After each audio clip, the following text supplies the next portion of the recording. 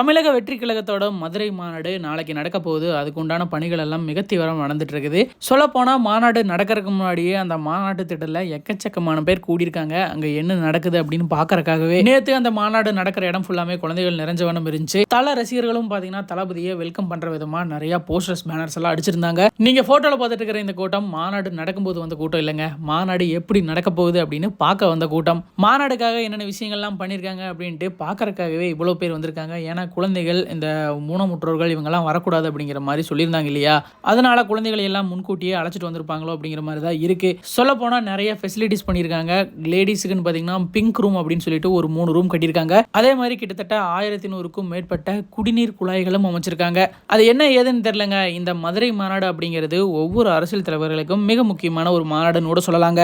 அந்த வகையில் இப்போ தளபதி விஜய் அவர்களும் எதிர்பார்த்து மக்கள் காத்துட்டு இருக்காங்க. நீங்க பார்த்துட்டு இருக்கிற இந்த போட்டோ பார்த்தீங்கன்னா சேலம் மாநில கொள்கை விளக்க பொதுக்கூட்டத்தில் எடுத்த போட்டோங்க. தளபதி விஜய் அவர்கள் இங்க இல்லைனாலும் காசு கொடுக்காம இவ்வளவு பெரிய கூட்டம் கூடியிருக்கு. இவர் வந்தா ஏதாவது நல்லது நடக்கும் அப்படின்னு எதிர்பார்த்து கூடின கூட்டமா தாங்க நான் பாக்குறேன். இதையெல்லாம் மனசுல வச்சுட்டு டிவிக்கே இன்னுமே நல்லா செயல்படணும் அப்படிங்கிற மாதிரி தான் எனக்கு தோணுது. என்ன கேட்டா ஒரு நல்ல ஆட்சி அமைப்பு அப்படிங்கிறது மக்களோட அன்றாட வாழ்க்கையில அவங்க ஃபேஸ் பண்ணக்கூடிய ப்ராப்ளங்களை தீர்த்து வச்சாலே அது ஒரு நல்ல ஆட்சி தாங்க. தளபதி ரசிகர்கள் டிவிக்கேக்கு சப்போர்ட் பண்றாங்க அப்படிங்கிறத தாண்டி வெகுஜன மக்களும் டிவிக்கேக்கு நிறைய பேர் சப்போர்ட் பண்றாங்க.